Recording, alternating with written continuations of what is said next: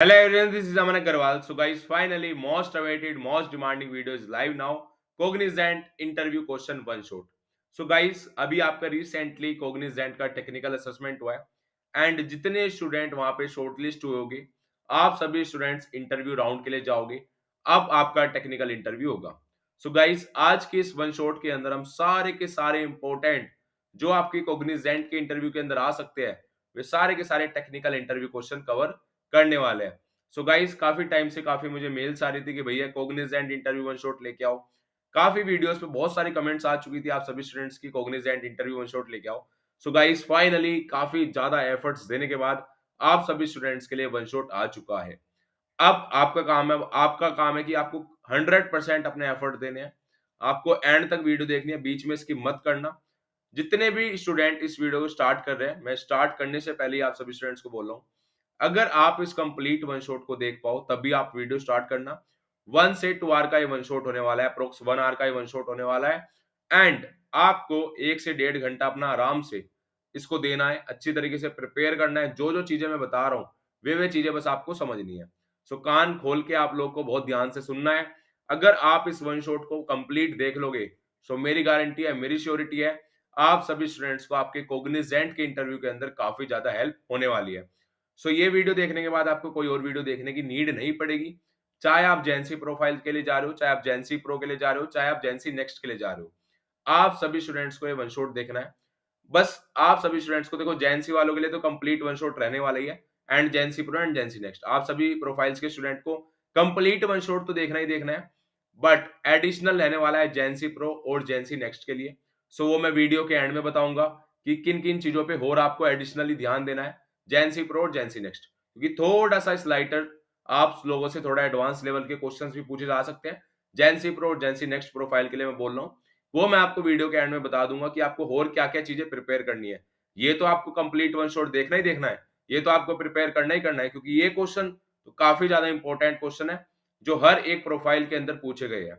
So video start करते हैं बिना किसी देरी के साथ एंड जितने स्टूडेंट्स ने अब तक चैनल को सब्सक्राइब नहीं किया है, सो गाइस अभी के अभी चैनल को सब्सक्राइब कर लेना। मैं जैसे ही नेक्स्ट वीडियो अपनी अपलोड करूंगा, आप सभी स्टूडेंट्स को तुरंत के तुरंत नोटिफिकेशन आ जाएगी। सो नोटिफिकेशन बेल आइकन भी अपना ऑन कर लेना। सो वीडियो स्टार्ट करते हैं। सबसे पहले important question, question number 1, tell me about yourself. अब ये क्वेश्चन एक मोस्ट इंपॉर्टेंट क्वेश्चन है, ठीक है। जितने भी स्टूडेंट्स वीडियो को देख रहे हैं, बार बार बोल रहा हूं, बहुत ध्यान से, आप लोग को कोई पेन पेपर में नोट डाउन करने की नीड नहीं है। आप सभी स्टूडेंट्स को बस ध्यान से सुनना है। अगर आप ध्यान से सुन लोगे जो चीजें मैं बता रहा हूं, तो आप इजीली आपके लॉन्ग टर्म मेमोरी में सेव हो जाएगी। बस आपका काम ये रहने वाला है कि आपको वीडियो को ध्यान से सुनना है, जो चीजें मैं बता रहा हूं वे आपको समझनी है। अगर आपको कहीं भी कोई डाउट आता है तो बीच में वीडियो स्टॉप करके कमेंट सेक्शन के अंदर आप अपना डाउट पूछ सकते हो। सो सबसे पहला question, tell me about yourself. And ये क्वेश्चन सिर्फ आपकी कोग्निजेंट कंपनी नहीं पूछेगी। ये क्वेश्चन चाहे आप स्टार्टअप के लिए जा रहे हो, चाहे आप अमेजोन, गूगल, माइक्रोसॉफ्ट, आप किसी भी कंपनी के लिए जा रहे हो, हर एक कंपनी इस क्वेश्चन को आपसे पूछेगी, ठीक है। Tell me about yourself, introduce yourself, brief about yourself, ये इस टाइप का क्वेश्चन आपसे आएगा ही आएगा। सो मोस्ट इंपॉर्टेंट, अब इस क्वेश्चन के अंदर ये क्वेश्चन आपका होता है आपके इंट्रोडक्शन के लिए, कि आपको अपने बारे में कितना पता है, आपकी क्या टेक्निकल नॉलेज है। काफी स्टूडेंट सोचते हैं कि ये सिर्फ एक नॉर्मल इंट्रोडक्शन है, but this is not a normal introduction. यहाँ पे आपका कॉन्फिडेंस भी देखा जाता है कि जो सामने इंटरव्यूअर है, जो आपके सामने बैठा होगा, वो ये चीज चेक करेगा कि इस बंदे के अंदर कितना कॉन्फिडेंस है, अपने बारे में आप कितनी अच्छी तरीके से बताते हो। सो इन 4 पॉइंट्स का ध्यान रखना है। अगर इन 4 पॉइंट्स का आप सभी स्टूडेंट्स ने ध्यान रख लिया, आप इजिली अपना इंट्रोड्यूस योरसेल्फ वाला पार्ट कंप्लीट हो जाएगा। अच्छे से आप अपना इंट्रोडक्शन दे दोगे। सबसे पहले introduce yourself with your full name. अब जो भी आपका फुल नेम है, मतलब इसमें आपका नेम प्लस आपका सरनेम, जैसे अमन अग्रवाल, ठीक है। सो आपको अपना कंप्लीट फुल नेम बताना है, ठीक है। जो भी आपका नाम है वो आपको नाम बताना है। एंड काफी स्टूडेंट्स क्या करते हैं, अपने मदर का नेम, अपने फादर का नेम, ये सब एक्स्ट्रा इन्फॉर्मेशन आप सभी स्टूडेंट्स को नहीं देनी है। आपको सिर्फ आपसे आपके बारे में पूछा जा रहा है, योर सेल्फ, तो सिर्फ आप सभी स्टूडेंट्स को अपने बारे में बताना है। मैंने काफी स्टूडेंट्स के मॉक इंटरव्यूज लिए, मॉक इंटरव्यूज के अंदर मैंने ये चीजें देखी है कि वे अपने इंटरव्यू के अंदर अपने मदर का नेम, अपने फादर का नेम, ये सब आपको इन्वॉल्व नहीं करना है। नेक्स्ट है हाईलाइट योर एजुकेशन बैकग्राउंड। अब आपका जो करंट एजुकेशन, आप चाहे बीटेक कर रहे हो, चाहे आप एमटेक कर रहे हो, चाहे आप कुछ भी कर रहे हो, वो आपका एजुकेशन बैकग्राउंड बताना है, ठीक है। Highlight your technical skills. अब third part, most important part. अब हर एक स्टूडेंट को कोई ना कोई प्रोग्रामिंग लैंग्वेज आती है, चाहे वो आपकी जावा हो, सी हो, पाइथन हो या सी प्लस प्लस हो। वो कोई सी भी प्रोग्रामिंग लैंग्वेज हो सकती है जिसमें आप कंफर्टेबली कोड कर सकते हो। वो प्रोग्रामिंग लैंग्वेज आपको बतानी है, जिसके बारे में आपको नॉलेज हो। उस प्रोग्रामिंग लैंग्वेज का आपको इंट्रोडक्शन के अंदर नाम लेना है। अगर आपको जावा की नॉलेज है, so you can say I have a depth knowledge in Java programming language. अगर पाइथन में है, so you can say I have a depth knowledge in Python programming language. C plus plus आती है, so you can say I have a depth knowledge in C plus plus programming language. उसके बाद अगर आपने DSA पे question किया है, coding पे क्वेश्चन किया है, सो आपको बता देना है जितने भी आपने कोडिंग क्वेश्चन किए। आई have done 200 plus problems on various coding platforms like leet code, code forces, जिस भी प्लेटफॉर्म पे आपने कोडिंग क्वेश्चन किए है। ये आपका हो गया टेक्निकल पार्ट। अब उसके बाद आप हल्का सा अपने प्रोजेक्ट के बारे में बता सकते हो कि I have done 2 projects on various tech stack like HTML, CSS, JavaScript, React JS. So ऐसे करके आप अपना इंट्रोडक्शन दे सकते हो। And last, highlight your achievements. अगर आपकी कोई अचीवमेंट्स है, सो वो आप इंट्रोडक्शन के एंड में बता सकते हो। अब काफी स्टूडेंट पूछते हैं कि भैया क्या अपनी स्ट्रेंथ और वीकनेस इंट्रोडक्शन के अंदर बताए। सो मैं आप सभी स्टूडेंट्स को रिकमेंड करूंगा, नो। आप सभी स्टूडेंट्स को अपने इंट्रोडक्शन के अंदर स्ट्रेंथ और वीकनेस नहीं बतानी है। बिकॉज अगर आपसे आपका इंटरव्यूअर पूछता है, आपसे वो नेक्स्ट क्वेश्चन करेगा कि what are your strength and weakness, तब आपको बतानी है, बट अपने इंट्रोडक्शन के पार्ट में नहीं बतानी है। अपने इंट्रोडक्शन के पार्ट में अपनी टेक्निकल नॉलेज, अपनी कोडिंग की नॉलेज और अपने प्रोजेक्ट के बारे में बहुत हल्का सा आपको बता देना है। एंड ये इंट्रोडक्शन वाला पार्ट 2 मिनट्स के अंदर रैपअप हो जाना चाहिए। क्योंकि देखो इंटरव्यूअर भी बोर हो जाता है, वो इतने सारे इंटरव्यू लेता है एक दिन के अंदर, सो वो बोर हो जाता है। सो आपको 2 से 3 मिनट के अंदर अपना इंट्रोडक्शन वाला पार्ट रैपअप करना है। So this is most important question. मैंने बहुत अच्छी तरीके से ट्राई किया है कि आप सभी स्टूडेंट्स को समझ आ चुका हो। एंड अब बिल्कुल भी मिस्टेक मत करना, किसी भी कंपनी के इंटरव्यू के लिए बैठ रहे हो, ये बात सिर्फ कॉग्निजेंट के लिए नहीं है, क्योंकि ये क्वेश्चन इन जनरल क्वेश्चन है। Now move to the next question, question number 2, how to explain a project in technical interview. अब ये दो क्वेश्चन ऐसे हैं कि आपसे 100% हर एक स्टूडेंट से पूछे जाएंगे। एक आपका इंट्रोडक्शन का पार्ट, एक आपका प्रोजेक्ट का पार्ट। उसके बाद हम अपना पूरा फ्लो लेके चलते हैं, चाहे वो हम ओप्स करेंगे, चाहे हम ऑपरेटिंग सिस्टम के क्वेश्चन करेंगे। जितने भी इंपॉर्टेंट इंटरव्यू के क्वेश्चन है आपके कोग्निजेंट के कॉन्सेप्ट से, आपने कोग्निजेंट के पॉइंट ऑफ व्यू से, वे सारे के सारे इंपॉर्टेंट इंटरव्यू क्वेश्चन कवर करने वाले हैं इस वन शॉट के अंदर। बस आप लोग को ध्यान से देखना है। जो भी आपको डाउट लगे, मैं आप सभी स्टूडेंट्स के लिए बैठा हूं। कमेंट सेक्शन के अंदर आप कमेंट कर सकते हो। How to explain a project in technical interview. अब ये वाला क्वेश्चन मोस्ट इंपोर्टेंट, हर एक स्टूडेंट से चांसेस है, प्रोबेबिलिटी है कि प्रोजेक्ट के बारे में आपसे पूछा जाएगा। अब यहाँ पे आपने 2 प्रोजेक्ट बना रखे हो या 3 प्रोजेक्ट बना रखे हो, आप लोगों को मैटर नहीं करता कि आपने कितने प्रोजेक्ट बना रखे हैं। आपको वो वाला प्रोजेक्ट एक्सप्लेन करना है जिसके अंदर आपको डेप्थ नॉलेज है। अगर आपने, बहुत सारे स्टूडेंट्स क्या करते हैं, गिटहब से कॉपी पेस्ट कर लेंगे, यूट्यूब से कोई कॉपी पेस्ट कर लेंगे। सो अगर आप लोगों ने कॉपी पेस्ट भी किया है, मैं ये नहीं बोल रहा हूँ कि आप लोगों ने कॉपी पेस्ट किया है और उसके बाद भी आप ऐसे ही बता रहे हो। मैं ये बोलना चाह रहा हूँ कि अगर आपने कॉपी पेस्ट भी किया है, सो आपको उसकी नॉलेज होनी चाहिए। अगर आपने कोई फंक्शनैलिटी यूज की है तो आपको पता होना चाहिए। एटलीस्ट अगर आप कॉपी पेस्ट कर रहे हो, सो उस प्रोजेक्ट को पढ़ लेना, किसकी वर्किंग क्या है, क्या टेक स्टैक लग रही है, मैं क्या इंटरव्यू के अंदर बताऊंगा। सो ये सारी चीज आपको पता होनी चाहिए। ऐसा नहीं है कि आपने गिटहब से उठाया, कॉपी पेस्ट किया और बस अपने रेज्यूमे के अंदर डाल दिया। अब इस क्वेश्चन के अंदर ये कुछ पॉइंट्स हैं, ऐसे ऐसे करके आपको अपना फ्लो लेके जाना है। सबसे पहले इंट्रोड्यूस द प्रोजेक्ट। सपोज आपका कोई भी प्रोजेक्ट है वेब डेवलपमेंट के ऊपर, सो सबसे पहले अपने प्रोजेक्ट के बारे में 1 से 2 लाइन के बारे में बता दो कि ये मेरा प्रोजेक्ट है। सपोज आपको एक कैलकुलेटर ऐप है, एग्जाम्पल फॉर एग्जाम्पल आपने कैलकुलेटर ऐप बनाया है या फिर कैलकुलेटर वेबसाइट बनाई है।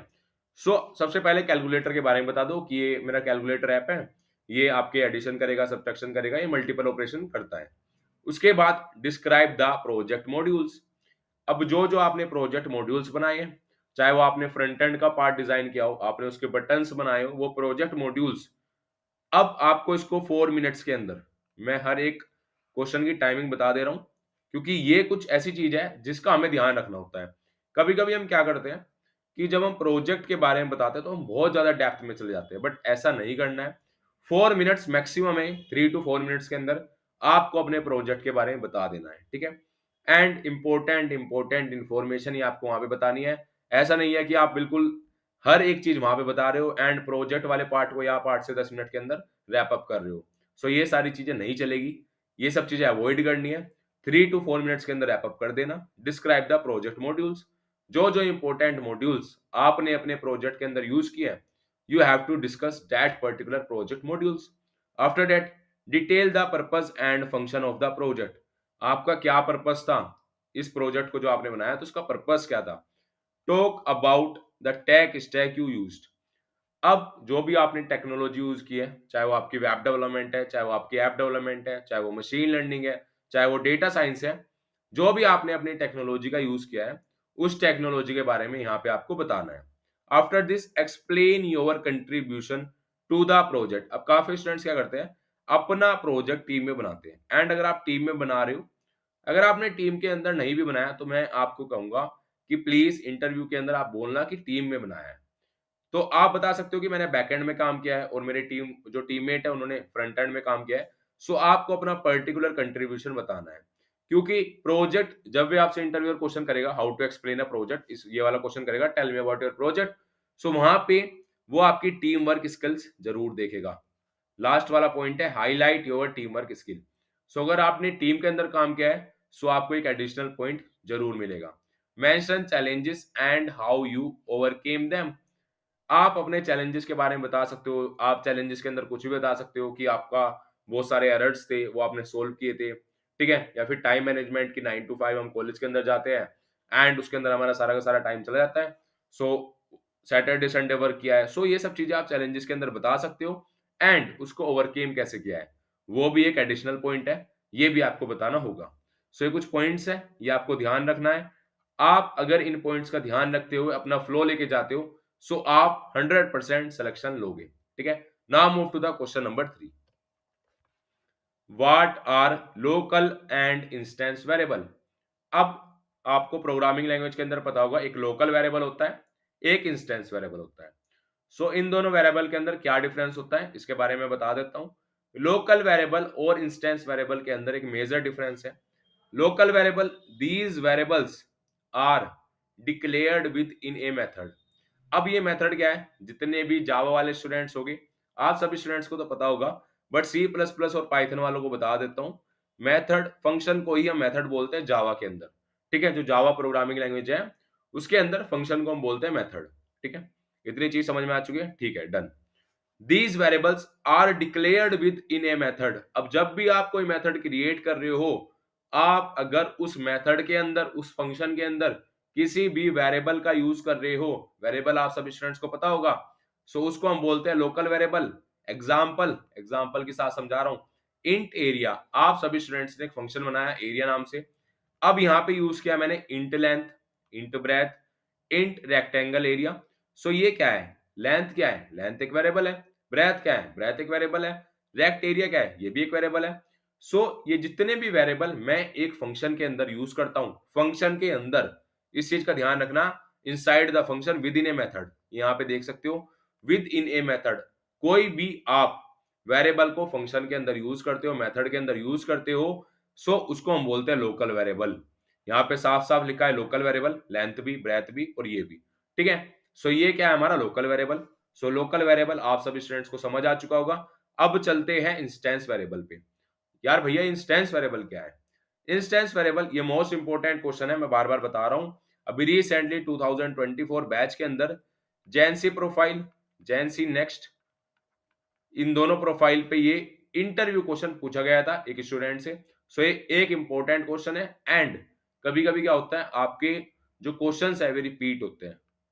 जैसे बहुत सारे इंटरव्यू 2023 में भी हम देखेंगे सेम क्वेश्चन, 2024 में भी एंड 2025 में भी सेम क्वेश्चन। सो काफी बार क्वेश्चंस रिपीट होते हैं, सो इसलिए इन क्वेश्चंस को जरूर पढ़ लेना। इंस्टेंस वेरिएबल क्या है, these variables are declared within a class but outside a method, constructor और block is known as instance variable. अब जो हमने इससे पहले वाला पढ़ा लोकल वेरिएबल, उसमें क्या था, अगर हम किसी भी फंक्शन, किसी भी मेथड के अंदर यूज कर रहे हैं वेरिएबल का, सो उसको तो हम बोलते थे लोकल वेरिएबल। बट अगर मैं एक क्लास के अंदर तो आप यूज कर रहे हो, सपोज मेरी क्लास ए है और मैंने यहाँ पे यूज किया एक वेरिएबल इंट एज। उसके बाद मैंने एक फंक्शन बनाया, फंक्शन मैंने बना दिया फन नाम से, फन। और फिर अब आप एक चीज देख पा रहे होगे, ये जो वेरिएबल है इंट एज, ये मेरा है इंस्टेंस वेरिएबल। जैसे आप यहाँ पे देख सकते हो, इंस्टेंस वेरिएबल क्लास के अंदर होना चाहिए। These variables are declared within a class, class के अंदर, बट कंडीशन है आउटसाइड ए मेथड, फंक्शन के बाहर। तो यहाँ पे आप देख सकते हो, ये एज वेरिएबल क्लास के तो अंदर है बट फंक्शन के बाहर है। अगर हम फंक्शन के अंदर यूज करेंगे सो वो हो जाएगा हमारा लोकल वेरिएबल, फंक्शन के बाहर और क्लास के अंदर यूज करेंगे उसको हम बोलेंगे instance variable. So hope so आपको ये डिफरेंस अच्छी तरीके से समझ आ चुका होगा कि लोकल वेरिएबल और इंस्टेंस वेरिएबल क्या होता है। Guys now move to the question number 4, why do we need OOPs. अब आप सभी स्टूडेंट्स को पता है कि ऊप्स पे आपके काफी ज्यादा क्वेश्चंस आपसे इंटरव्यूअर पूछने वाला है। एंड ऊप्स एक ऐसा कॉन्सेप्ट है, अगर आपको ये नहीं आता है सो 90% इंटरव्यूज के अंदर आप रिजेक्ट हो जाओगे। बिकॉज आप लोग देखने वाले हो आपके अपकमिंग इंटरव्यूज हो गए, चाहे वो कोग्निजेंट का हो चाहे वो किसी भी कंपनी का हो, वहां पे ऊप्स का एक क्रूशियल रोल है। एंड ऊप्स के क्वेश्चन आपसे 100% जरूर पूछे जाएंगे। सो सबसे पहले हमें ये पता होना चाहिए, अगर हम ऊप्स के बारे में पढ़ रहे हैं सो सबसे पहले तो हमें ये पता होना चाहिए कि ऊप्स की नीड क्यों पड़ी। Object oriented programming is useful for breaking down complex system into smaller. अब यहाँ पे हमें एक चीज समझ में आ रही है कि ऊप्स ने क्या काम किया, कि जो हमारी एक बड़ी प्रॉब्लम थी, एक कॉम्प्लेक्स प्रॉब्लम थी, कॉम्प्लेक्स प्रॉब्लम, उसको क्या करा, उसको एक छोटे छोटे टुकड़ों में डिवाइड कर दिया, उसको एक स्मॉलर प्रॉब्लम में क्रिएट कर दिया, कंपोनेंट बना दिया C1 C2 C3 C4। अब कभी आप देखते होगे कि एक बहुत बड़ी प्रॉब्लम हमारे सामने आ जाती है, सो अगर हम उसको सोल्व करना चाहते हैं सो हम उसको कैसे सोल्व कर सकते हैं, उसको हम कंपोनेंट में अगर हम डिवाइड कर लेते हैं, छोटे छोटे पीसेस में अगर डिवाइड कर लेते हैं सो उसको सोल्व करना एक ज्यादा रिलायबल हो जाता है। That's why OOPs in the market. So OOPs इसी वजह से आया था।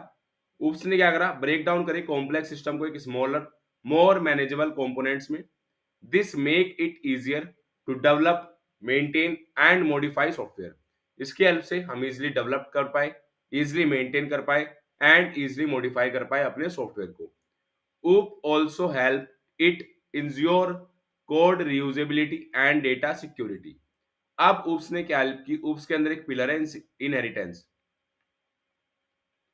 अब इनहेरिटेंस का एक मेन एंड इंपॉर्टेंट काम होता है, वो होता है रीयूजेबिलिटी। अब जब आप लोगों ने एक क्लास बनाई ए और एक क्लास बनाई है बी, अब इनहेरिटेंस में क्या होता है, अभी मैं आगे आपको डेप्थ में समझाने वाला हूं। अब इस क्लास के फंक्शंस एंड इस क्लास के डेटा मेंबर्स हम डायरेक्टली यूज कर सकते हैं क्लास बी में। सो हमें क्या फायदा हुआ, हमें दोबारा के दोबारा सेम रिपीटिशन का कोड लिखना नहीं पड़ा। That's why code reusability. So यहाँ पे क्या हुआ, कोड रियूजेबिलिटी हुई, जो हमने कोड एक बार लिख लिया उसको हम दोबारा रीयूज कर पाए। And data security, so data को सिक्योर करने का काम करता है हमारा OOPs. So that's why OOPs in the market. So ये एक मोस्ट मोस्ट इंपॉर्टेंट क्वेश्चन है, बहुत ध्यान से क्वेश्चन कर लेना। मेरे साथ साथ कंप्लीट वीडियो देखोगे सारी चीजें समझ में आ जाएगी। एंड अभी हम बात करने वाले पीडीएफ के बारे में भी। पहले एक बार हम क्वेश्चन नंबर 5 देख लेते हैं, उसके बाद मैं आपको बताने वाला हूं कि इस वन शॉट की पीडीएफ कैसे मिलने वाली है। What are access specifier, what is their significance. Question 5 most most important. Access specifier, आप सभी स्टूडेंट ने इस वर्ड का नेम जरूर सुना होगा। एंड इसका काम क्या है, access specifier as the name suggest are a special type of keywords which are used to control or specify the accessibility of entities like class method etc। एक बार डेफिनेशन देख लेंगे फिर मैं डेप्थ में बताऊंगा कि इसका मीनिंग क्या है। Some of the access specifier और access modifier include private public etc। So access specifier क्या है, एक्सेस स्पेसिफायर एक स्पेशल टाइप का कीवर्ड है जिसकी हेल्प से हम क्या कर पाते हैं, एक्सेसिबिलिटी दे पाते हैं, कंट्रोल कर पाते हैं। जो भी हमारे मेथड्स है, जैसे आपने कोई मेथड बनाया फंक्शन नाम का, सपोज आपने एक मेथड क्रिएट किया फंक्शन नाम का, अब इस फंक्शन मेथड को क्या एक्सेसिबिलिटी देनी है, इसकी क्या औकात होने वाली है, डायरेक्टली मैं आपको समझाऊं। क्या मैं इसको प्राइवेट बनाने वाला हूं, क्या मैं इसको पब्लिक बनाने वाला हूं, क्या मैं इसको डिफॉल्ट बनाने वाला हूं। सो ये इसकी एक्सेसिबिलिटी मैं डिसाइड करूंगा। अगर मैं इसको प्राइवेट बना दूंगा सो ये मेरा फंक्शन प्राइवेटली काम करेगा, विद इन द क्लास काम करेगा। बट अगर मैं इसको पब्लिक बना दूंगा सो मैं इसको कहीं भी एक्सेस कर पाता हूँ एंड किसी भी क्लास में मैं यूज कर पाऊंगा। सो पब्लिक है सो सबके लिए पब्लिक है, प्राइवेट होगा so with in the class काम करेगा। सो ये एक्सेसिबिलिटी डिफाइन क्या करता है, एक्सेस स्पेसिफायर। सो अलग अलग तरह के एक्सेस स्पेसिफायर होते हैं, पब्लिक प्राइवेट, आप लोगों ने नाम सुना होगा पब्लिक प्राइवेट डिफॉल्ट। ये हमारे क्या होते हैं, ये हमारे होते हैं एक्सेस स्पेसिफायर। एंड एक और एक्सेस स्पेसिफायर होता है which is protected. So public private protected मैं यहां पे लिख देता हूं एंड डिफॉल्ट, ये क्या है, ये है मेरे एक्सेस स्पेसिफायर, ये नाम याद रख लेना। अब बात करते हैं कि भैया जब हमारे इंटरव्यू होगी उससे पहले हमें रिवाइज करना पड़ेगा। सो भैया पीडीएफ दे दो, बिल्कुल फ्रीली पीडीएफ आपको कैसे मिलने वाली है वो मैं आप सभी स्टूडेंट्स को बता दूंगा। एंड देखो अब आपका अपकमिंग इंटरव्यू है, मॉक इंटरव्यूज। एंड देखो आपका इंटरव्यूअर आपसे रेज्यूमे लेगा। सो उस रेज्यूमे के अंदर आपकी कोई मिस्टेक ना हो उसके लिए अपना रेज्यूमे रिव्यू करा लेना। अभी मैं आप लोग को बताने वाला हूँ बिल्कुल फ्री में रेज्यूमे रिव्यू कैसे करा सकते हो एंड पीडीएफ बिल्कुल फ्रीली आप लोग को मिल जाएगी। अब चलते हैं पीडीएफ की तरफ कि भैया कैसे पीडीएफ हम ले सकते हैं अपने इंटरव्यूज के लिए। देखो अब आपकी प्लेसमेंट जर्नी काफी टाइम से स्टार्ट हो चुकी है एंड काफी स्टूडेंट्स के रेज्यूमे की वजह से रिजेक्शन आते हैं कि आप लोग के रेज्यूमे के अंदर इतनी सारी मिस्टेक्स होती है। मैंने बहुत सारे स्टूडेंट्स के रेज्यूमे रिव्यू किया है, बहुत सारे स्टूडेंट्स के रेज्यूमे देखे, बट काफी स्टूडेंट को लगता है कि हमारा रेज्यूमे तो परफेक्ट है बट फिर भी उनके रेज्यूमे के अंदर काफी मिस्टेक होती है। सो गाइस मैं आप सभी स्टूडेंट्स को बता रहा हूँ कोई भी आपका पैसा नहीं लगने वाला है, बिल्कुल फ्रीली आप यहाँ पे रेज्यूमे रिव्यू करा लेना, डिस्क्रिप्शन के अंदर लिंक मिल जाएगा। एंड अभी मैं आप लोग को पीडीएफ के बारे में बताने वाला हूँ। सो यहाँ पे आपको बहुत सारे एक्सपर्ट्स मिल जाएंगे, आप किसी की भी प्रोफाइल पे जा सकते हो। एंड जैसे आप प्रोफाइल पे जाओगे आप लोग को रेज्यूमे रिव्यू का सेक्शन मिल जाएगा, यहाँ पे आप देख सकते हो ₹0 बिल्कुल फ्रीली आपका रेज्यूमे रिव्यू हो जाएगा। अब आपका कोग्निजेंट के अंदर इंटरव्यू है या फिर आपका किसी भी कंपनी के अंदर इंटरव्यू है, वहां पे आप अपना रेज्यूमे दोगे सो वो एकदम बिल्कुल परफेक्ट होना चाहिए। सो ये आपको जो भी आपकी मिस्टेक्स होगी वो आपको बता देंगे, उसके हेल्प से आप अपने रेज्यूमे के अंदर चेंजेस करके अपना रेज्यूमे शो कर सकते हो। सो यहाँ पे आपको अपना टाइम एंड स्लॉट लेना है, कंफर्म डिटेल्स पे जाना है, ठीक है। उसके बाद क्या होगा, उसके बाद यहाँ पे नेम ईमेल कॉल अबाउट, ठीक है। एंड यहाँ पे फ्री बिल्कुल ₹0 में आपका सेशन बुक हो जाएगा, ठीक है। ये आप चीजों को करनी है। अब बात करते हैं पीडीएफ के बारे में। तो जैसे आप स्क्रॉल डाउन करोगे सर्विस बेस्ड मॉक इंटरव्यूज के अंदर आपको आपके भैया की प्रोफाइल मिल जाएगी, अमन अग्रवाल, आपको जाना है। एंड जैसे आप आओगे यहाँ पे आपको ये पीडीएफ मिल जाएगी, कोग्निजेंट इंटरव्यू क्वेश्चन पीडीएफ, बिल्कुल फ्रीली ग्रैब कर लेना, ₹0 में आप ग्रैब कर लोगे। एंड 1 क्लिक रेफरल टेम्पलेट, अगर आपको किसी भी कंपनी के अंदर रेफरल लेना है तो वो भी आप ग्रैब कर सकते हो, जस्ट 1 क्लिक में आप रेफरल ले पाओगे। यहाँ पे एक लिस्ट बनी है हर एक कंपनी के सॉफ्टवेयर इंजीनियर की, सो ये आप सभी स्टूडेंट्स ले लेना। And 1-to-1 mock interviews which is most important. So guys काफी स्टूडेंट्स ने ऑलरेडी अपने मॉक इंटरव्यूज कंडक्ट कराए हैं, कोग्निजेंट के भी काफी स्टूडेंट्स के भी मैंने मॉक इंटरव्यूज चल रहे हैं। ये मॉक इंटरव्यूज काफी स्टूडेंट्स को हेल्प करते हैं इंटरव्यू क्रैक करने में। अब आप लोग की बारी, अगर आप लोग को अपना मॉक इंटरव्यू कंडक्ट कराना है। एंड एक और इंपॉर्टेंट चीज है, ये मॉक इंटरव्यू जैसे यहाँ पे अभी आप देख सकते हो 1-to-1 रहने वाला है, मैं रहूंगा, मैं आपका मॉक इंटरव्यू लूंगा। एंड आप लोग को अपनी पूरी प्रैक्टिस के साथ इंटरव्यू देना है। यहाँ पे जो भी फीडबैक्स होगी वो मैं आपको बताऊंगा, इस फीडबैक को लेके आप अपने मेन इंटरव्यू के अंदर बहुत अच्छे लेवल का परफॉर्मेंस दे सकते हो। सो देर किस चीज की करनी है, जस्ट ₹149 का आप लोगों के लिए 1-to-1 मीट रखिए। ये 1-to-1 इंटरव्यू राउंड मैं गारंटी दे रहा हूँ काफी ज्यादा हेल्प करने वाला है। सो डिस्क्रिप्शन के अंदर लिंक है, पीडीएफ ले लेना, रेज्यूमे रिव्यू करा लेना एंड मॉक इंटरव्यूज। अब बहुत सारे स्टूडेंट्स कहेंगे भैया तो अपना सेशन बेच रहे हैं, अगर आपको नीड लगे तो आप ले सकते हो, बट अगर आपको नीड नहीं लगे सो आप मत लेना। मैं काफी स्टूडेंट्स को बोल रहा हूँ, जितने स्टूडेंट्स अंडर कॉन्फिडेंट फील करते हैं, जितने स्टूडेंट्स को प्रॉब्लम होती है इंटरव्यूज के अंदर, वो प्रॉब्लम यहाँ से आपकी गायब हो जाएगी, क्योंकि यहाँ पे आपका कॉन्फिडेंस लेवल बूस्ट हो जाएगा। एंड ये कॉन्फिडेंस लेवल आपको आपके मेन इंटरव्यू के अंदर काफी ज्यादा हेल्प करने वाला है। गाइस डिस्क्रिप्शन के अंदर लिंक है, जाके पीडीएफ ले लो। And resume review most important, mock interviews आपको काफी हेल्प करने वाले हैं जैसे मैंने आप सभी स्टूडेंट्स को बताया। सो अगर आपको कंडक्ट कराना है डिस्क्रिप्शन के अंदर लिंक है, जाके आप कंडक्ट करा सकते हो, ठीक है। Now move to the question number 6, what are the main features of OOPs. अब ये क्वेश्चन मोस्ट इंपॉर्टेंट है, बट ये डायरेक्टली आपसे ऐसे पूछा तो जाएगा, बट इनके बारे में भी आपसे पूछा जाएगा। Inheritance, encapsulation, polymorphism, abstraction. अब आप सोच रहे होगे कि भैया आपने तो सिर्फ नाम बता दिए बट आपने तो इनके बारे में नहीं बताया। सो डोंट वरी, अभी हम एक एक क्वेश्चन के अंदर चीजें समझने वाले हैं। अभी इनहेरिटेंस भी पढ़ेंगे, उसके बाद इनकैप्सुलेशन, उसके बाद पॉलीमॉर्फिज्म, उसके बाद एब्स्ट्रैक्शन। सो वीडियो एंड तक देखोगे तभी आपको सारी चीजें समझ में आएगी। बहुत सारे स्टूडेंट्स बीच में से स्किप कर देते हैं, वही स्टूडेंट्स रिजेक्ट हो गए जो बीच में से स्किप करते हैं, क्योंकि ऐसे स्टूडेंट क्या करते हैं, ये जाएंगे 10 वीडियोस पे एंड 10 वीडियोस से 2-2 3-3 मिनट का पढ़ के बस सोचेंगे कि मेरी प्रैक्टिस कंप्लीट होगी। आप लोगों को एक बुक पढ़नी है बट अच्छे से पढ़नी है। सो ये वन शॉट इसी वजह से बनाया गया है कि आप 1 से 1.5 घंटा अच्छी तरीके से फोकसली चीजों को सुनो। अगर आप सुन लोगे, सिर्फ अगर आप सुन लोगे, ये नहीं कह रहा हूं मैं आप लोगों को कि आपको बहुत डेप्थ में पढ़ना है। जो जो चीजें मैं बता रहा हूं बस उनको सुन लोगे, जब भी आप इजीली सिलेक्शन ले लोगे कॉग्निजेंट के अंदर, क्योंकि ये सारे क्वेश्चन वहां पे आपसे पूछे जाएंगे जब आपका इंटरव्यू होगा। इंटरव्यू के बाद मुझे मेल करके बताना कि हाँ भैया यही क्वेश्चन आए थे, ठीक है। What are the main features of OOPs? Inheritance, encapsulation, polymorphism, abstraction. So ये चार पिलर्स हर एक स्टूडेंट्स को पता होगा इनका नाम, inheritance, encapsulation, abstraction, polymorphism. But interviews के अंदर इसका आंसर कैसे करना है वो मैं बताऊंगा। अब सपोज करते हैं 100 स्टूडेंट्स इंटरव्यूज के लिए गए, सपोज करते हैं 100 स्टूडेंट इंटरव्यू के लिए गए, बट अब सिलेक्शन तो कुछ लिमिटेड स्टूडेंट का होगा, लाइक 40 to 50 स्टूडेंट का सपोज करते हैं सिलेक्शन हो जाता है। अब इन स्टूडेंट्स की क्या स्ट्रेटेजी अलग रहेगी वो मैं बता देता हूँ। देखो, जब भी आपसे ये पूछते हैं इनहेरिटेंस, इनकैप्सुलेशन, पॉलीमॉर्फिज्म, एब्स्ट्रैक्शन, सो मैंने मॉक इंटरव्यूज के अंदर भी देखा है, जब भी मैं मॉक इंटरव्यू लेता हूँ, सो आप सिर्फ डेफिनेशन बता देते हो, बट इसके साथ आप लोगों को रियल वर्ल्ड एग्जाम्पल भी बताने हैं। अगर आपको रियल वर्ल्ड एग्जाम्पल ना पता हो सो आपको एक टेक्निकल एग्जाम्पल बता देना, बट टेक्निकल एग्जाम्पल या फिर रियल वर्ल्ड एग्जाम्पल कोई भी आपको बताना नेसेसरी है। एंड ये वे 40 to 50 स्टूडेंट्स जिनका सिलेक्शन होता है, ये एग्जाम्पल के साथ एक्सप्लेन करते हैं। एंड जब आप एक एग्जाम्पल के साथ एक्सप्लेन करते हो सो इंटरव्यूअर को समझ आ जाता है कि ये जो सामने बंदा बैठा है इसको एक अच्छी खासी नॉलेज है। सो अब एक एक मैं डेफिनेशन, एक एक पिलर्स के बारे में बताने वाला हूँ एंड विद एग्जाम्पल समझाने वाला हूँ।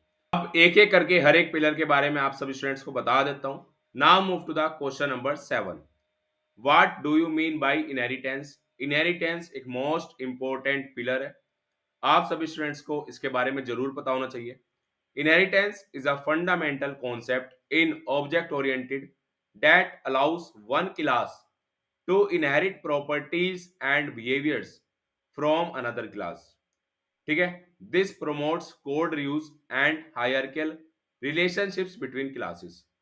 अब हमने डेफिनेशन समझ लिया बट इसके बारे में अब समझना है कि इनहेरिटेंस रियल में वर्क कैसे करता है। मैं एक एग्जांपल से बता देता हूँ, उसके बाद हम एक रियल वर्ल्ड एग्जांपल भी समझेंगे। पहले एक टेक्निकल एग्जांपल बता देता हूँ, एक कोड से बता देता हूँ। एक मेरी क्लास ए है, यहाँ पे हमने एक फंक्शन बना लिया, सपोज फन नाम से कोई भी फंक्शन बना लिया, और एक मैंने क्लास बनाई है बी। अब क्या हुआ, जब मैं सेकंड क्लास बी बना रहा हूं सो यहाँ पे मुझे यूज करना है एक्सटेंड्स। जब भी हमें कभी भी इनहेरिटेंस को इंप्लीमेंट करना होता है सो वहां पे हमें यूज करना होता है एक्सटेंड्स कीवर्ड का। एक्सटेंड्स क्लास ए। अब जैसे ही मैंने ये किया सो अब फायदा क्या हुआ कि अब जो भी यहाँ पे मैंने कोड लिखा था, जो भी मैंने प्रॉपर्टीज एंड बिहेवियर्स, जो भी मैंने मेथड्स एंड एट्रीब्यूट्स बनाए थे, वो मैं डायरेक्टली क्लास बी के अंदर यूज कर सकता हूँ। सो आप सभी स्टूडेंट्स को पता चल गया होगा कि मैंने तो सिर्फ एक क्लास बनाई है ए एंड उसके अंदर ही मैंने अपने मेथड्स बनाए हैं, कुछ एट्रीब्यूट्स बनाए हैं, बट इनहेरिटेंस के हेल्प से जैसे ही मैं सेकंड क्लास बी बनाता हूं, डायरेक्टली एक वर्ड यूज किया एक्सटेंड्स, एंड मैं डायरेक्टली फंक्शन इस क्लास के अंदर यूज कर पाता हूं। सो कोड मैंने एक बार लिखा बट उसको रीयूज कर पाया मैं सेकंड क्लास के अंदर भी। ये काम करता है आपका इनहेरिटेंस। एक क्लास की कुछ प्रॉपर्टीज हम इनहेरिट कर पाते हैं दूसरी क्लास के अंदर। This process is known as inheritance. And अब काफी इंटरव्यूअर आपसे पूछ लेते हैं कि भाई इनहेरिटेंस तो आपने बना दिया, ठीक है, इनहेरिटेंस ठीक है, एग्जाम्पल भी बता दिया, but why do we need inheritance, या what is the main working of inheritance? Inheritance का फायदा क्या हुआ?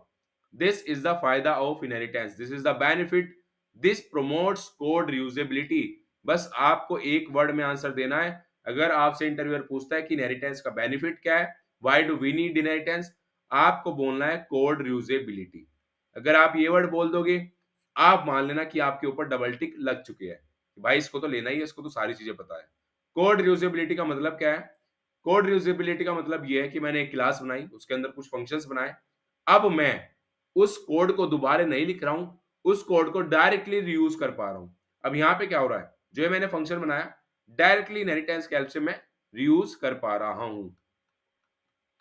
ये तो हो गया आपका टेक्निकल एग्जांपल। अब बात करते हैं रियल वर्ल्ड एग्जांपल की। अब रियल वर्ल्ड एग्जांपल के अंदर है पेरेंट चाइल्ड। आपको पेरेंट और चाइल्ड, ये आपने एग्जांपल ऑलरेडी, आपने डेटा स्ट्रक्चर पढ़ा होगा, आपने ऊप्स पढ़ा होगा, ऊप्स के अंदर आपने एग्जांपल जरूर सुना होगा। पेरेंट चाइल्ड, अब क्या होता है, कुछ कुछ जो चाइल्ड्स होते हैं उनकी जो आई की कलर होती है, सपोज अगर उनके पेरेंट के आई का कलर ब्राउन है, सो उनके चाइल्ड का भी आई का कलर ब्राउन होता है, या फिर उनके हेयर का कलर ब्राउन है, सो उनके चाइल्ड के भी हेयर का कलर ब्राउन होता है। ये क्यों होता है? ये इनहेरिटेंस होते हैं। क्या होता है, जो चाइल्ड होता है हम अपने पेरेंट्स की कुछ प्रॉपर्टीज ऑलरेडी अपने अंदर लेके आते हैं, ठीक है। सो ये पेरेंट चाइल्ड का एग्जांपल बेस्ट एग्जांपल है इनहेरिटेंस का। सो ये एग्जांपल आप बता सकते हो। टेक्निकल में मैंने बता दिया, आपने क्लास ए बनाई, एक क्लास बी बनाई, कुछ फंक्शंस बनाए, कुछ एट्रीब्यूट्स बनाए क्लास ए के अंदर। अब काफी स्टूडेंट सोचते हैं भैया मेथड क्या होता है? फंक्शंस को ही मेथड बोलते हैं, इसका दूसरा नाम है मेथड। जैसे आपका घर का नाम होता है कुछ, ऐसे फंक्शन का घर का नाम है मेथड। सो एक क्लास ए बनाई, उसके अंदर कुछ फंक्शन बनाए, डायरेक्टली उसको यूज कर पाए क्लास बी के अंदर। ये क्या है? ये इनहेरिटेंस है। Real world example parent child, technical example दो क्लास बना दी, एक क्लास की कुछ प्रॉपर्टीज दूसरी क्लास में इनहेरिट कर पा रहा हूं, this is known as inheritance. So एक पिलर का तो काम हमारा कंप्लीट हो चुका है, इसको कर दिया बॉक्स में। इनहेरिटेंस समझ में आ चुका। अब चलते हैं नेक्स्ट क्वेश्चन पे। Question number 8, what do you mean bye encapsulation? Encapsulation क्या है भैया? इनहेरिटेंस, इनकैप्सुलेशन, पॉलीमॉर्फिज्म, एब्स्ट्रक्शन, ये चार पिलर है। ये मान लेना बिल्डिंग के चार पिलर है। इन पिलर्स को जोड़ के हमारा एक बिल्डिंग बनती है जिसका नाम है ऊप्स। सो ये पिलर्स अगर हमें पता है, एंड 99% चांस है हर एक स्टूडेंट से इन पिलर्स के बारे में पूछा जाएगा। हो सकता है किसी स्टूडेंट से इनहेरिटेंस के बारे में पूछ लिया जाए, हो सकता है किसी स्टूडेंट से एब्स्ट्रक्शन के बारे में पूछ लिया जाए, बट आपको ये पिलर्स आने चाहिए। अब इनकैप्सुलेशन क्या है? बिना किसी टाइम वेस्ट को, मतलब टाइम वेस्ट करना ही नहीं, हमें हमें बहुत ध्यान से चीजें सीखनी है, एंड जो जो चीजें मैं बता रहा हूं ये आपको इंप्लीमेंट करनी है। इनकैप्सुलेशन क्या है?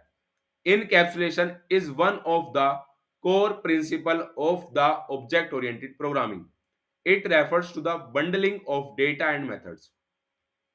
इनकैप्सुलेशन क्या है? एक कोर प्रिंसिपल है ऑब्जेक्ट ओरिएंटेड प्रोग्रामिंग का, ये हमें पता है। It refers to bundling of data and methods that operate on the data into a single unit.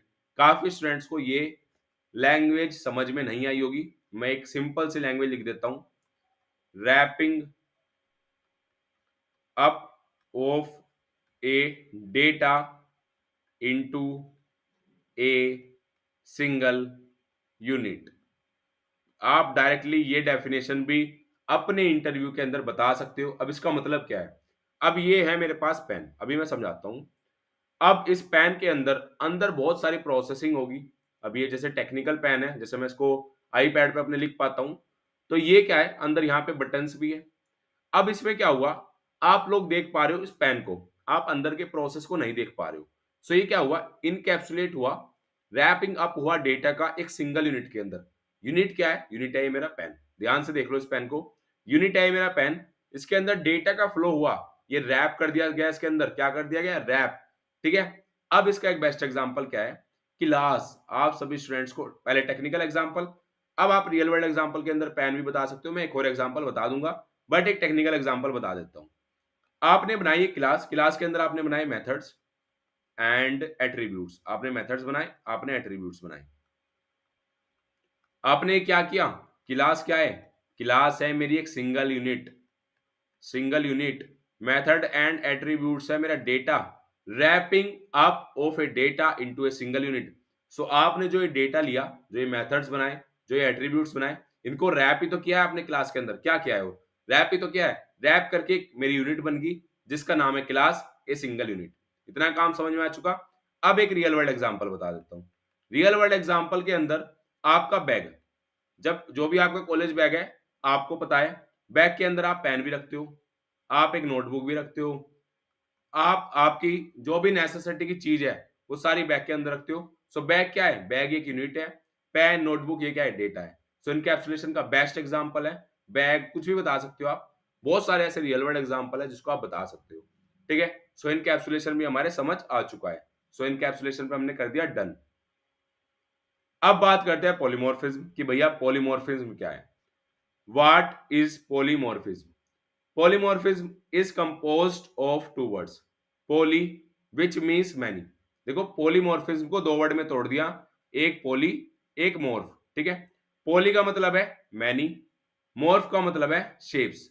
जितनी डिटेलिंग में मैं समझा रहा हूं, अगर कोई आपको समझा दे तो बता देना, ठीक है। बट देखो मेरी तरफ से 100% एफर्ट है, मैं पूरा एफर्ट दे रहा हूं, अच्छी तरीके से ट्राई कर रहा हूं कि आपको समझ आ जाए। बट जितने स्टूडेंट फोकसली समझ रहे हैं, आप सभी स्टूडेंट्स को बेस्ट ऑफ लक। बट जितने स्टूडेंट फोकसली नहीं समझ रहे हैं, मैं चाहूंगा कि आपका भी इंटरव्यू में सिलेक्शन हो। सो प्लीज गाइस, सारे के सारे स्टूडेंट फोकसली समझ लो एंड कंप्लीट वीडियो देखना एंड तक, तभी आप सारे इंपॉर्टेंट क्वेश्चन कवर कर पाओगे। सो ध्यान से समझना, जो जो चीजें बता रहा हूं वो समझ लेना। कोई डाउट है, कमेंट सेक्शन आप लोग के लिए, कमेंट सेक्शन के अंदर आप कमेंट कर सकते हो। अगर आपको इंटरव्यू एक्सपीरियंस चाहिए सो कमेंट सेक्शन के अंदर आप बता सकते हो। मैं जैनसी प्रो, जैनसी नेक्स्ट, हर एक प्रोफाइल के इंटरव्यू एक्सपीरियंस कवर करा दूंगा, ठीक है। डोंट वरी, चैनल को सब्सक्राइब कर लेना, बार बार बोलता हूं, इतने एफर्ट्स आप सभी स्टूडेंट्स के लिए दे जाते हैं। सो गाइस प्लीज हर एक स्टूडेंट्स चैनल को सब्सक्राइब जरूर कर लेना। मॉर्फ का मतलब है शेप्स, पॉली का मतलब है मैनी। मैनी शेप्स क्या है, इस पूरे वर्ड का मतलब है मैनी शेप्स। इतनी चीज समझ में आ चुकी। Many shapes, therefore polymorphism refer to something that has many shape. अब इसका एक एग्जांपल क्या है। सपोज आप एक फंक्शन बनाते हो सम, और यहां पे हमने क्या करा, हमने दो वेरिएबल का यूज किया ए और बी, रिटर्न कर दिया ए प्लस बी। क्या मैं एक और फंक्शन बना सकता हूं, इसको हम फंक्शन ओवरलोडिंग भी बोलते हैं। यस, मैं सेम नेम का एक और फंक्शन बना सकता हूं but different number of arguments. अगर आपने यहाँ पे दो आर्ग्यूमेंट लिए, तो जो आप दूसरा फंक्शन बनाओगे उसमें आप 3 लेना, 4 लेना, बट 2 नहीं लेने हैं। या फिर आप इनका डेटा टाइप चेंज कर दो। सो यहाँ पे मैंने ए बी लिया, यहाँ पे मैंने ए बी सी ले लिया। सो यहाँ पे 2 नंबर ऑफ आर्ग्यूमेंट थे, यहाँ पे 3 हो गए, ए बी सी। रिटर्न कर दिया A plus B plus C. अब एक और फंक्शन बना दिया ए बी सी डी। अब रिटर्न कर दिया A plus B plus C plus D. अब आप लोग एक चीज देख पा रहे होगे कि फंक्शन का नेम एक है, फंक्शन एक है, बट आप लोग यहाँ पे देख पा रहे हो कि यहाँ पे क्या हो रहा है, फंक्शन ओवरलोडिंग हो रही है एंड सेम फंक्शन अलग अलग वर्किंग कर रहा है। यहाँ पे दो वेरिएबल को रिटर्न कर रहा है, मतलब दो वेरिएबल के सम को रिटर्न कर रहा है। यहाँ पे तीन वेरिएबल के सम को रिटर्न कर रहा है एंड यहाँ पे चार वेरिएबल के सम को रिटर्न कर रहा है। So this is known as polymorphism, means many shape. अब आप लोग को टेक्निकल एग्जांपल से अगर समझ नहीं आया होगा, सो मैं आप सभी स्टूडेंट्स को एक रियल वर्ल्ड एग्जांपल समझा देता हूँ। Suppose you are a person, ये एक पर्सन है, ठीक है, ये एक पर्सन है। अब ये बंदा अगर स्कूल के अंदर है, सो जो इसका बिहेवियर है अपने क्लास टीचर से वो एक अलग होगा। But in the case of friend, जो इसके फ्रेंड है उसके साथ इसका एक बिहेवियर अलग होगा। आप अपने फ्रेंड से एक अलग जोन में बात करते हो, अलग लैंग्वेज में बात करते हो एंड अपने टीचर से एक अलग लैंग्वेज में बात करते हो। सेम ऐसे ही आप अपने पेरेंट के सामने, अपने माँ बाप के सामने एक अलग जोन में बात करते हो, ठीक है। जब भी आप अपने माता पिता से बात करते हो, अपने मम्मी पापा से बात करते हो, सो आपकी जो एक लैंग्वेज रहती है, आपकी एक प्रोनाउंसिएशन रहती है, वो डिफरेंट रहती है as comparison to your friend. या फिर आप पार्टी में जाते हो, वहां पे आपका एक डिफरेंट बिहेवियर रहता है, डिफरेंट नेचर रहता है। सो ऐसे ही एक ही आदमी ने अपनी बहुत सारी शेप्स जनरेट की है, ठीक है भाई। पेरेंट्स के सामने एक अलग शेप्स होगी, टीचर के सामने एक अलग शेप होगी, स्टूडेंट फ्रेंड के सामने एक अलग शेप होगी एंड अपने रिलेटिव्स के सामने एक अलग होगी। So this is known as polymorphism. So ये एक परफेक्ट एग्जांपल है, रियल वर्ल्ड एग्जांपल है पॉलीमॉर्फिज्म का। टेक्निकल एग्जांपल फंक्शन ओवरलोडिंग आप बता दोगे, सो बेस्ट रहने वाला है। Now move to the last pillar, abstraction. अब हमने इनहेरिटेंस देख लिया अच्छी तरीके से, रियल वर्ल्ड एग्जांपल भी समझा दिया, टेक्निकल एग्जांपल भी समझा दिया, इनकैप्सुलेशन डन, इनकैप्सुलेशन का रियल वर्ल्ड एग्जांपल भी बता दिया, टेक्निकल एग्जांपल भी बता दिया, पॉलीमॉर्फिज्म भी हमारा डन हो चुका है। Then last and main pillar, which is main pillar, abstraction. अब ये एब्स्ट्रैक्शन क्या है, एब्स्ट्रैक्शन बहुत ध्यान से समझ लोगे सो आपका काम बहुत इजी हो जाएगा, क्योंकि ये मोस्ट इंपोर्टेंट क्वेश्चन है।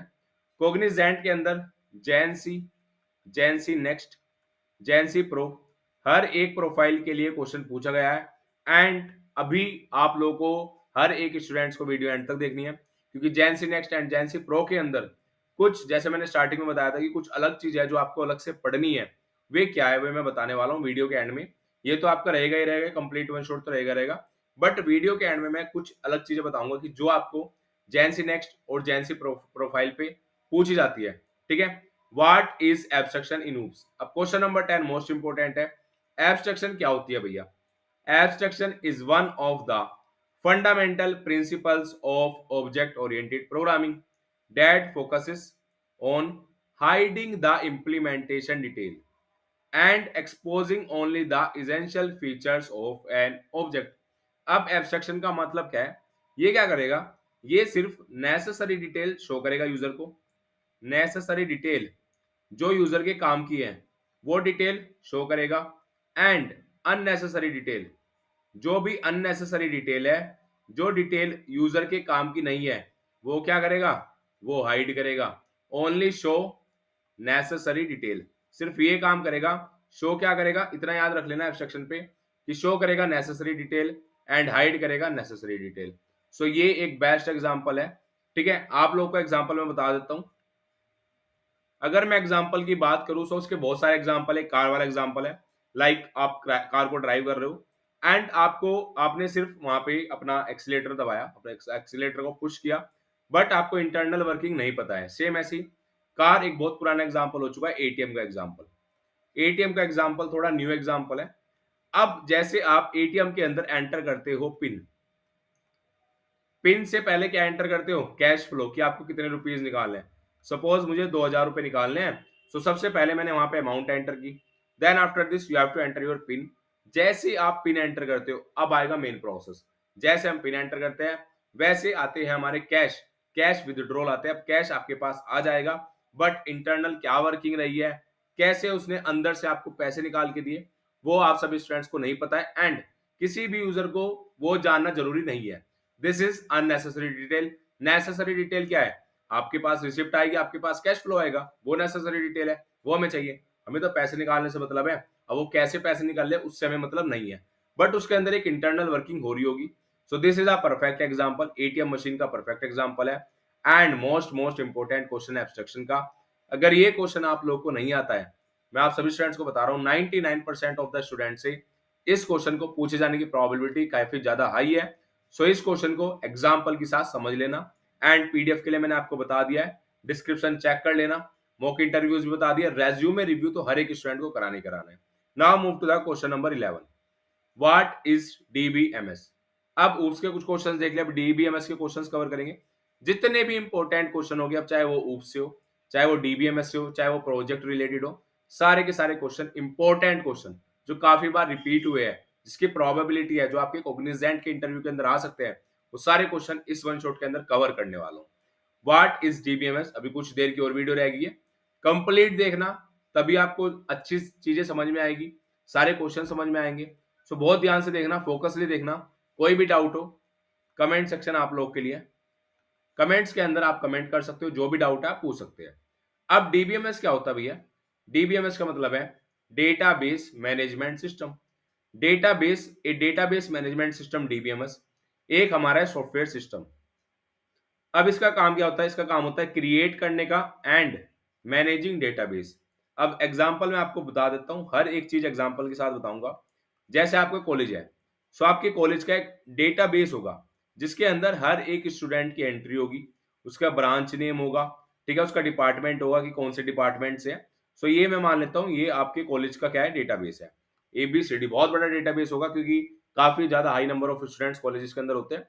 सो इतने सारे स्टूडेंट्स का एक बहुत बड़ा डेटाबेस होगा, एंड एक डेटाबेस इंजीनियर होगा जो आपके डीबी को, आपके डेटाबेस को संभालता होगा।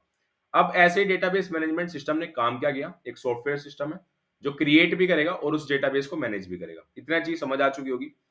ए DBMS enables end users to create, protect, read, update and delete data in a database. अब एक डीबीएमएस की हेल्प से क्या कर सकते हो? आप क्रिएट भी कर सकते हो, आप रीड भी कर सकते हो, आप अपडेट भी कर सकते हो, और आप डिलीट भी कर सकते हो as per the requirement. Suppose आप लोग अब फाइनल ईयर में हो, जैसे आप फाइनल ईयर आपका कंप्लीट हो जाएगा, आप हो जाओगे पास आउट। सो अब इतनी सारी एंट्री हर 4 साल बाद डिलीट होती है। जैसे आप पास आउट हो गए, सो आपके सारे के सारी एंट्री डिलीट हो जाएगी, क्योंकि इतना बड़ा डेटाबेस हो जाएगा, उसको संभालना थोड़ा भारी हो जाता है। ठीक है। सो जरूरत पड़ने पे डिलीट भी हो जाएगा।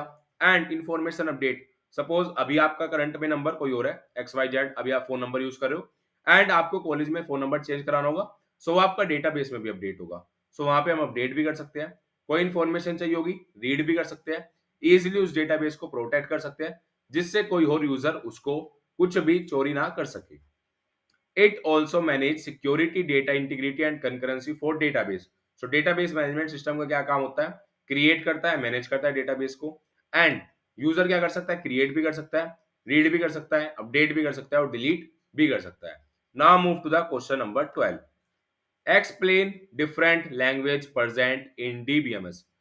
Guys most important question, and जिस क्वेश्चन पे मैं मोस्ट इंपोर्टेंट लगा देता हूं वो क्वेश्चन रियल में मोस्ट इंपोर्टेंट है। अब ये क्वेश्चन इस लैंग्वेज से नहीं पूछा जाएगा, सो भैया आपने फिर मेंशन क्यों किया है? अब मैं बताऊंगा कि किस लैंग्वेज से क्वेश्चन पूछा जाएगा। आपसे डायरेक्ट पूछा जाएगा कि भाई डीडीएल की कमांड बता दो, डीएमएल की कमांड बता दो, डीसीएल की कमांड बता दो, टीसीएल की कमांड बता दो। अब अगर आपको कमांड्स याद है, जितने भी स्टूडेंट्स को कमांड याद होगी वो स्टूडेंट कमांड बता देंगे एंड जितने स्टूडेंट्स को कमांड याद नहीं होगी आप लोग नहीं बता पाओगे। डीडीएल क्या है? Data definition language. डीएमएल क्या है? Data manipulation language. डीसीएल क्या है? Data control language. टीसीएल क्या है? Transaction control language. पहले तो आप लोग को फुल फॉर्म पता होनी चाहिए, डीडीएल की पता चल गई, डीएमएल, डीसीएल, टीसीएल। अब हर एक लैंग्वेज की कुछ कमांड्स होती है, जैसे डीडीएल की कुछ कमांड्स है, डीएमएल की कुछ कमांड्स है, डीसीएल की कुछ कमांड है, टीसीएल की कुछ कमांड्स है। अब डीडीएल की कमांड क्या है? Create, alter, drop, truncate, rename. मैं बार बार बोल रहा हूं इस वीडियो के अंदर, मेरी साथ साथ चीजें समझ लेना। जैसे जैसे मैं बोल रहा हूं, जितने एफर्ट मैं दे रहा हूं उतने एफर्ट आपको देने हैं। आप इजिली 100% श्योरिटी दे रहा हूं आप इंटरव्यू क्रैक कर लोगे। Create, alter, drop, truncate, rename क्या है? दोबारा बता देता हूं, create, alter, drop, truncate, rename. ये थी मेरी डिटेल की कमांड्स। डीएमएल की command, select, update, insert, delete. Select, update, insert, delete. DCL की command, grant and revoke, grant and revoke. TCL की command, commit, roll back, save point. दोबारा बोलते हैं, commit, roll back, save point. दो बार इसलिए repeat कर रहा हूं जिससे आपकी लॉन्ग टर्म मेमोरी में सेव हो जाए एंड आप इजिली अपने इंटरव्यू के अंदर बता दो। सो गाइस ये मोस्ट इंपोर्टेंट क्वेश्चन है एंड प्रोबेबिलिटी है कि ये क्वेश्चन आपके इंटरव्यू में आ सकता है। सो बहुत ध्यान से इस क्वेश्चन को देख लेना एंड हर एक कमांड याद कर लेना। Now move to the question number 3। What is normalisation? Normalisation एक इंपॉर्टेंट टॉपिक है डीबीएमएस के अंदर एंड बहुत सारी कंपनीज इस क्वेश्चन को पूछती है। Normalisation is a process of reducing redundancy by organising data into multiple tables. अब रिडंडेंसी का मतलब क्या है? फॉर एग्जांपल अगर आपके डेटाबेस के अंदर बहुत ज्यादा रिडंडेंसी है, बहुत ज्यादा डुप्लीकेसी है, ठीक है, सो उस डुप्लीकेट एलिमेंट्स को हमें रिमूव करना है, हमें रिड्यूस करना है, ठीक है, एंड अपने डेटा को ऑर्गेनाइज करना है। अब ये कुछ टाइप्स की नॉर्मल फॉर्म्स होती है, जैसे 1NF, 2NF, 3NF, BCNF। सो आप लोगों से डिटेलिंग में पूछे जाने के चांसेस, प्रोबेबिलिटी थोड़ी कम है। एंड अगर आप लोग चाहते हो कि मुझे डेप्थ में पढ़ना है 1NF, 2NF, 3NF, BCNF के बारे में, सो जावा टी पॉइंट पे बेस्ट तरीके से बताया गया है, आप जाके एक बार पढ़ सकते हो। 1NF, 2NF, 3NF, BCNF and इसके अंदर एक होता है 4NF, 5NF, बट वो चीज आपसे नहीं पूछी जाएंगी। आप लोगों से नॉर्मलाइजेशन एंड ये नेम्स पूछे जा सकते हैं कि कितने टाइप्स की नॉर्मल फॉर्म होती है। इन जनरल हम 1NF, 2NF, 3NF, BCNF पढ़ते हैं, बट थोड़ा सा एक्सटेंडेड वर्जन है 4NF और 5NF। सो अगर आप लोग को डिटेलिंग में पढ़ना है तो जावा टी पॉइंट से आप पढ़ सकते हो। Now move to the question number 14। What are SQL aggregate function? अब ये एसक्यूएल के एग्रीगेट फंक्शंस क्या है? मोस्ट इंपोर्टेंट क्वेश्चन, ठीक है। एसक्यूएल आप सभी स्टूडेंट्स को पता है कि यार एसक्यूएल एक काफी ज्यादा crucial and important role play करता है आपके कॉग्निजेंट के इंटरव्यू के अंदर।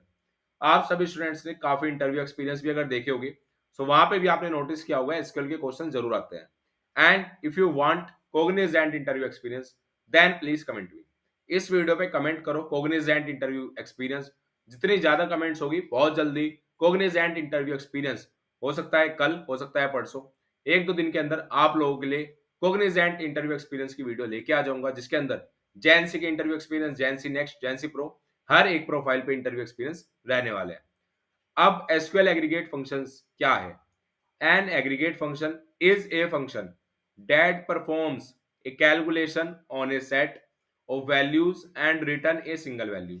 अब यहाँ पे कुछ कैलकुलेशन होगी, ठीक है।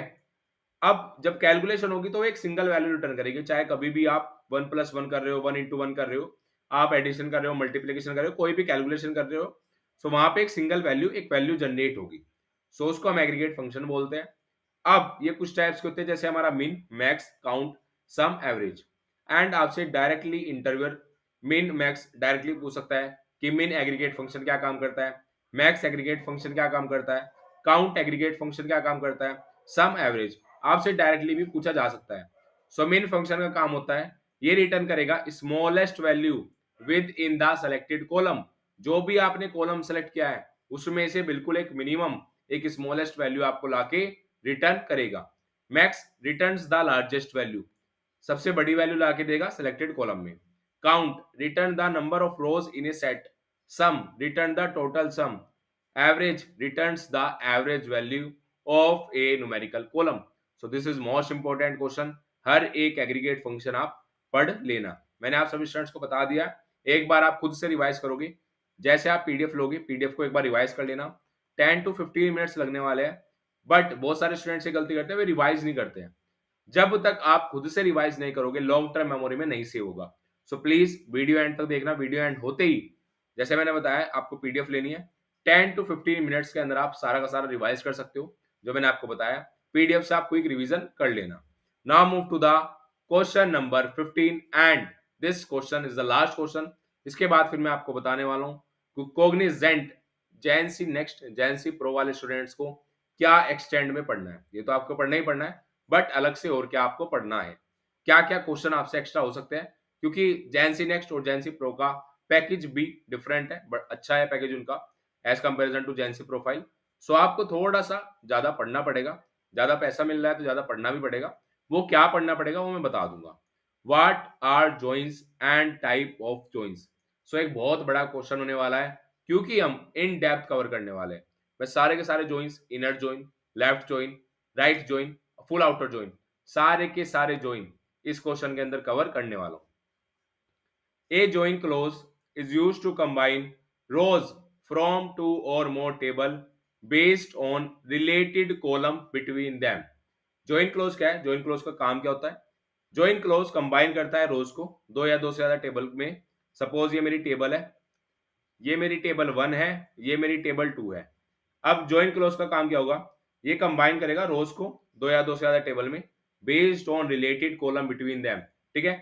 उसके रिलेटेड कॉलम, कोई भी एक रिलेटेड कॉलम, सपोज यहाँ पे भी आईडी है और यहाँ पे भी आईडी है, सो उस रिलेटेड कॉलम से ये क्या करेगा, कंबाइन कर देगा रोज को दो या दो से ज्यादा टेबल्स में। सो ज्वाइन का काम तो आपको पता चल गया, बट ज्वाइन आपसे डायरेक्ट क्वेश्चन नहीं पूछा जाएगा, आपसे इनके टाइप्स पूछे जा सकते हैं, ठीक है। आपसे इनर जॉइन के बारे में पूछा जा सकता है कि इनर जॉइन क्या है, लेफ्ट लेफ्ट जॉइन क्या है, राइट जॉइन क्या है। मैं बता देता हूं क्या क्या क्वेश्चन आपसे पूछे जा सकते हैं। Inner join, left join, right join, query, query भी आपसे लिखवाई जा सकती है। मोस्ट प्रोबेबली जैनसी प्रोफाइल आपसे डायरेक्ट थ्योरेटिकल पार्ट पूछा जा सकता है, बट जैनसी नेक्स्ट और जैनसी प्रोफाइल से, जैनसी प्रो प्रोफाइल से आप लोगों से क्वेरी, क्वेरी भी लिखवाई जा सकती है। सो क्वेरी भी मैं बताने वाला हूं। अब एक एक करके हर एक जॉइन के बारे में पढ़ने वाले हैं। सबसे पहले इनर जॉइन। इनर जॉइन क्या है, the inner join keyword select records that have matching value in both table. अब ये मेरी बन गई टेबल 1। एक मैं पिक्टोरियल रिप्रेजेंटेशन बना के दिखाऊंगा जिससे आप सभी स्टूडेंट्स को हर एक जॉइन की डेप्थ नॉलेज हो जाए। ये है मेरी टेबल 2। अब इनर जॉइन का काम क्या होता है, मैचिंग वैल्यू। अब मैचिंग वैल्यू दोनों टेबल में सिर्फ ये वाला पोर्शन होगा, भाई यही तो दोनों मैचिंग वैल्यू होगी। सो इस पोर्शन को मैंने कर दिया शेडेड, ये मेरा शेडेड पोर्शन हो गया इनर जॉइन, ठीक है। ये हो गया मेरा shaded portion inner join. Matching value, inner join records that have matching value in both table. Query, बार बार बोलूंगा, एक क्वेरी सिंटेक्स याद कर लेना, एक जॉइन का सिंटेक्स याद कर लेना, सेम रहने वाला है, चाहे आप लेफ्ट में बात कर रहे हो चाहे आप राइट जॉइन की बात कर रहे हो, बस यहाँ पे नेम सेम, नेम चेंज हो जाएगा। Syntax select column name from table 1, inner join table 2 on, यहाँ पे आ गई condition, table 1 dot column name equal to table 2 dot column name. दोबारा बता देता हूं, select column name from table 1, table 1 से सेलेक्ट कर लिया, inner join table 2 on table 1 dot column name table 2 dot column name. So इस syntax को please please याद कर लेना। And specially GenC next and GenC pro, इन दोनों प्रोफाइल से बहुत ज्यादा प्रोबेबिलिटी है कि आपसे क्वेरी लिखवा सकते हैं। Now move to the left join. The left join keyword return all records from the left table table 1 and matching records from the right table table 2। अभी मैं आप लोग को पिक्टोरियल रिप्रेजेंटेशन बना के दिखाऊंगा। सो ये है मेरा T1, ये है मेरा T2, मतलब टेबल 1 टेबल 2। अब सारे के सारे रिकॉर्ड चाहिए लेफ्ट टेबल से and matching records from the right table. So left table ये मैंने कंसीडर कर लिया लेफ्ट टेबल को, ये मेरी होगी लेफ्ट टेबल, ठीक है। ये मैंने अपना रिकॉर्ड कर लिया लेफ्ट टेबल का and matching record from the right table. So right table से ये भी हमारा रहने वाला है मैचिंग रिकॉर्ड, इसको मैंने कर दिया शेडेड। सो शेडेड पार्ट क्या है? ये शेडेड पार्ट है मेरा लेफ्ट ज्वाइन। दोबारा बता देता हूँ definition, return all records from the left table. Left table मतलब लेफ्ट ज्वाइन है, सो लेफ्ट का तो पार्ट सारा रहेगा ही रहेगा and matching records from the right table. Syntax बिल्कुल सेम रहने वाला है। Select column name from table 1, उसमें इनर ज्वाइन था, यहाँ पे आ गया left join. Table 2 on table 1 dot column name equal to table 2 dot column name, ठीक है। Now move to the right join. The right join keyword returns all records from the right table and the matching records from the left table। Pictorial representation भी दिखाऊंगा। सारे का सारे record right table से तो रहेगा but matching record from the left table. एक बार pictorial representation से बता देता हूं, ये मेरी T1, ये मेरी T2, ये मेरी लेफ्ट टेबल, ये मेरी right table. So guys right वाला तो सारा रहेगा ही रहेगा, ठीक है। राइट वाला तो शेड कर ही लिया, राइट वाला जो राइट टेबल का पार्ट है ये तो आपको शेड करना ही करना है,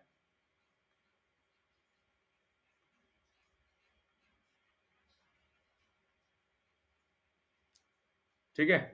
ये राइट वाला तो मेरा शेड हो गया and matching records from the left table. So left table का ये रहेगा मेरा मैचिंग रिकॉर्ड, ये भी आपको इसमें क्या करना है इंक्लूड। सो ये कंप्लीट एरिया शेडेड पार्ट क्या है राइट ज्वाइन। सिंटेक्स बिल्कुल similar. Select column name select column name from table 1 right join table 2 on table 1 dot column name equal to table 2 dot column name. ये क्या है मेरी? ये है मेरी कंडीशन। सेम ऐसे ही रहने वाला है हमारा full outer join. The full outer join keyword returns all records when there is a match in left table और राइट टेबल, ठीक है। ये है मेरा पूरा का पूरा पिक्टोरियल रिप्रेजेंटेशन।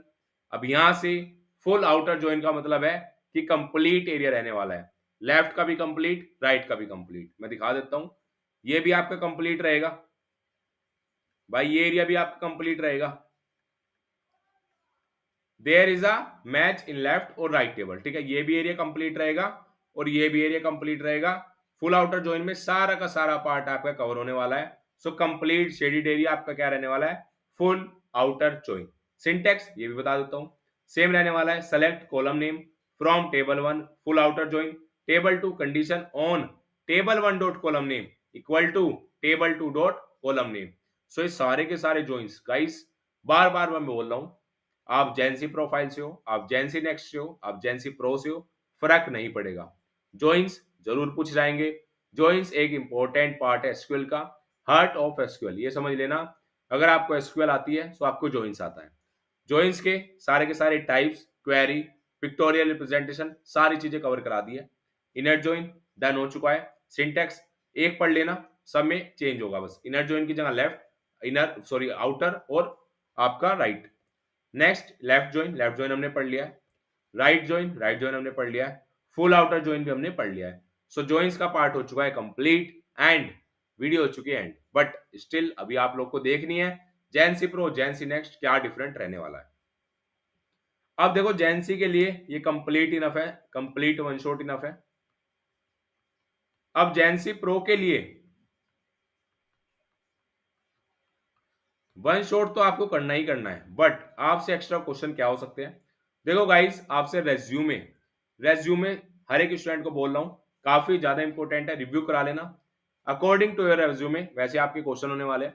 सो रेज्यूमे के अंदर कुछ भी मिस्टेक्स ना हो, सो उसके लिए रिव्यू करा लेना। जो भी आपके एक्सपर्ट्स, मैंने आपको बता दिया, फ्री में आप करा लेना, डिस्क्रिप्शन के अंदर लिंक है।